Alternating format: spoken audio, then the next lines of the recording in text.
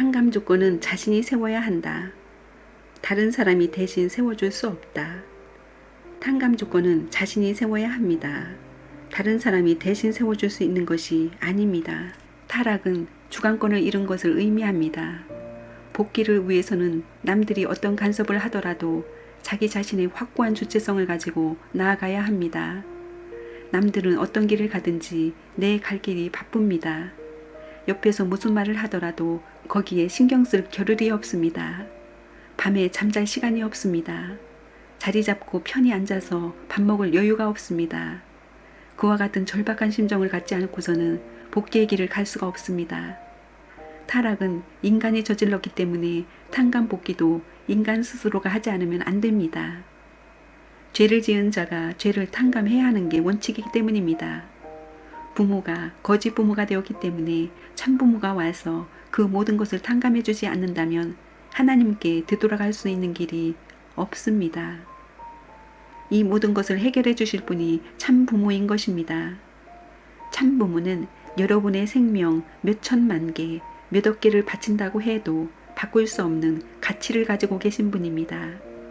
그렇기 때문에 여러분은 참 부모를 찾아서 목숨을 걸고 따르겠습니다 라고 말할 수 있어야 합니다. 인간이 타락함으로 어떤 결과가 나타나느냐?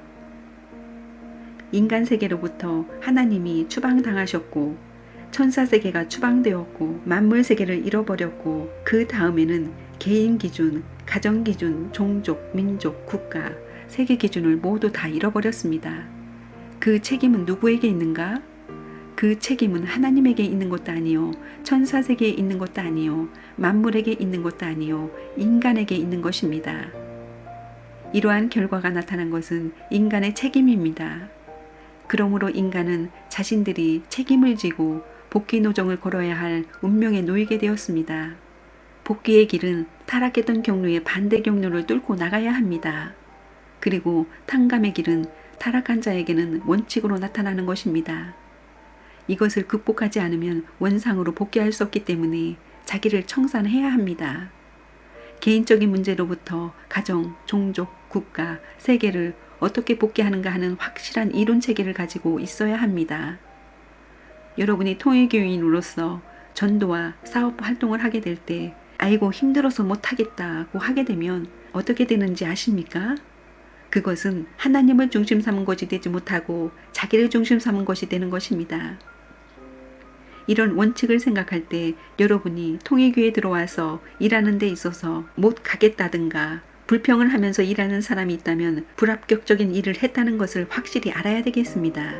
자기를 중심 삼고 통일교회에서 일하는 사람은 어려움을 당하게 되면 얼마 못 가서 레본문과 통일교회에 대해 불평하면서 지금까지 통일교회에 들어와서 일한 것이 내 것이라고 주장하고 나설 수 있다는 것입니다. 탕감 조건은 자기 자신이 세워야 합니다. 다른 사람이 대신 세워줄 수 있는 것이 아닙니다. 타락은 주관권을 잃은 것을 의미합니다.